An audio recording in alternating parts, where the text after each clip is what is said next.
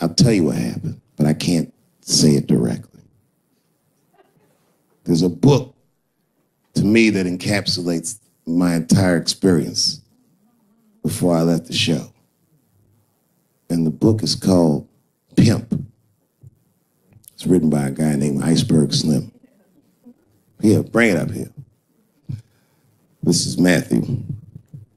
Matthew is from France. He's white. And yet, he has an original copy of this book written by a black American who was a pimp in the 40s. Iceberg Slim, his real name was Robert Beck. He got the name Iceberg because he was in a bar in Chicago and there was a shootout in the bar and a bullet went through this nigga's hat and he still finished his drink. Pimps love shit like that. They said, man, you ice cold. And he said, I like that. And it stuck. This book is so heavy in the front. It has a glossary of pimp terms because the ideas are so foreign to the American ears. For instance, do you know what the phrase mileage on a hoe means?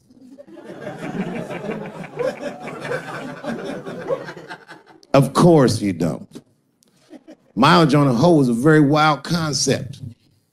It means that pimps understand there's a finite amount of bad shit a person can do before they'll lose their fucking mind. And a good pimp can look at a woman that he's never seen before and call it, she's good for 500 fucks. That's her mileage. Anything over that, that bitch is gonna spill. They do it to you. Why the fuck you think most of us work from 9 to 5? 9 to 6 might kill a bitch.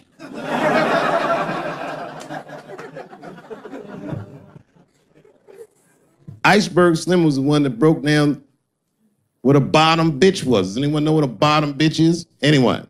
What's a bottom bitch, sir?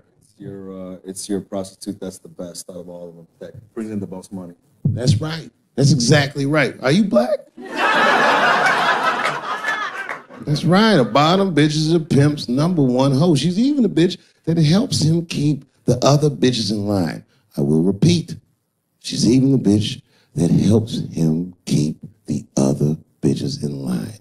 If the pimp was McDonald's, then the bottom bitch is French fries.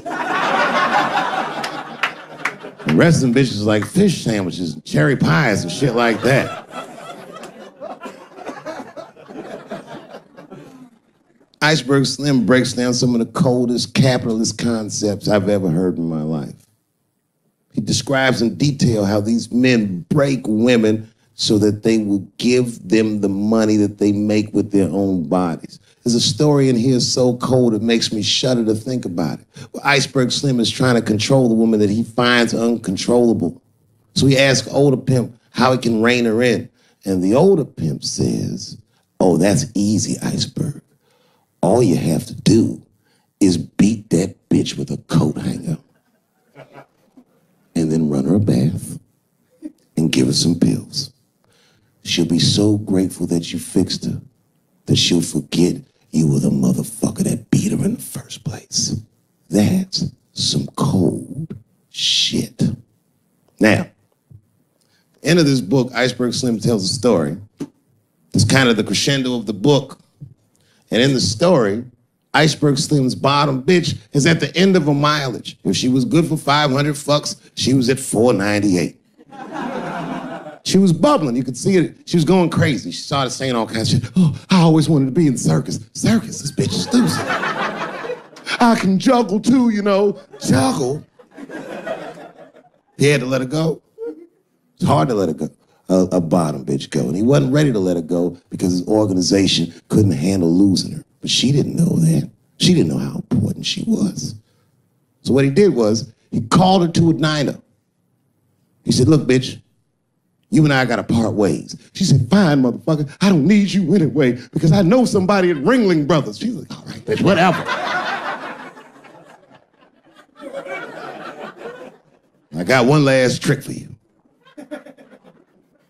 It's a big money trick. You do this for me, you get paid, I get paid, and we go our separate ways. She said, fine, motherfucker, what do you want me to do? He said, okay, there's a guy in that hotel across the street. He's waiting for you in room number 7. I want you to go over there and I want you to fuck him. But before you do, I need you to put some of this stuff in his drink. And then he's going to fall asleep. When he does, there's a briefcase on his bed. Bring the briefcase to me. That's the trick, bitch. Can you handle it? She said, fuck yeah, I can handle it. And I can't wait to get rid of you. She ran outside, jumped on a unicycle, and pedaled across the street. An Iceberg watched her. He was like, man, she's pretty good. Man, if I never jerked off in the face, maybe she would have been in the circus right now.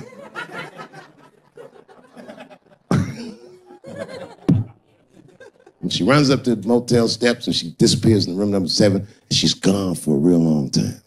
Real long time. So long, in fact, that Iceberg got a little worried. But then, suddenly, she came back.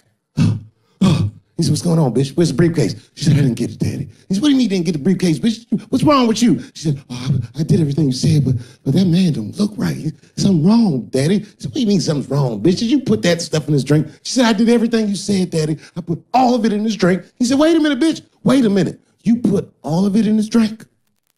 Now he had to see for himself. So the two of them go across the street to the motel and they go into room number 7. And on the bed, laying lifelessly, is the white man that she was supposed to fuck. And Iceberg said, you right, bitch, she don't look good. What the fuck? So he called a friend of his that was a doctor that was close by. And the doctor came in, gave the guy a thorough examination and told them both what was obvious. Slim, this motherfucker is dead. Oh, God, Daddy. Oh, no. Oh, no, we killed him. He said, calm down, bitch. We didn't do anything. You killed this motherfucker. And then he reached under the bed and he grabbed the briefcase. He popped it open. It was filled with money. More money than any of them had ever seen. And Iceberg took a little bit of the money and gave it to the doctor, and the doctor left discreetly. All right, bitch, let me think. I can fix this for you. I know somebody I can call. But if I call him, I'm gonna owe these motherfuckers a big favor. Oh, God, Daddy, please. I don't want to go to jail. Neither do I, bitch, so you shut up. She picked up the phone. She heard him mumbling on the phone a little bit. He hung up the phone, and she was pacing the room, and he was just standing there cool, and they were waiting, and then suddenly, a van pulled up downstairs. 2 guys get out with a carpet. They walk upstairs. They roll that carpet out on the floor. They throw the body in the carpet. They roll that motherfucker up like a burrito. They pick that shit up, and they throw it in the back of the van. They come back up, and Iceberg opens the briefcase again and gives them a little money. He says, I'll get in touch with you guys later. They say, you're not going to get in touch with us at all. We'll find you. He said, whatever, nigga. And they bounced. Oh, God, Daddy, oh, God. He says, relax, bitch. Listen, we getting the fuck out of here. You go downstairs, you get the car. We got to leave separately. She went, she got the car. Iceberg grabbed that briefcase, waited a few minutes, looked out the window, and then he went down with her. They both got in the car, and they drove off. She was a blubbering mess. Oh, you did all this shit. He said, I told you, bitch, we didn't do anything. You killed a motherfucker, and I cleaned him up. And now we got us a secret, okay? I know I'm not gonna tell, bitch. It's you? She said, oh, no, I ain't gonna tell. He said, all right, baby, cool. I'm gonna need you to stay with me for a while till this shit cools down. She goes, okay. That's the game. That's how the whole shit works, ladies. You understand? This bitch was at the end of her mileage. She was at 498. She ended up tricking for Iceberg for another 6 months. She must have turned another 200 tricks for him. Do you understand? That's some cold shit. And the cold shit about it is that the dead guy on the bed wasn't even dead at all. This motherfucker was just a friend of Iceberg's acting like he's asleep. The doctor wasn't a doctor. It was a motherfucking butcher that happened to have a white coat. And the dudes who came in the moving van clothes was dressed like movers because they were movers. Iceberg had gotten a new apartment. And the bag of money was Iceberg's money in the first place. The money he got from all those women. That's a cold game. That's the motherfucking capitalist manifesto. And that's why I went to South Africa. So now we got us a little secret bitch.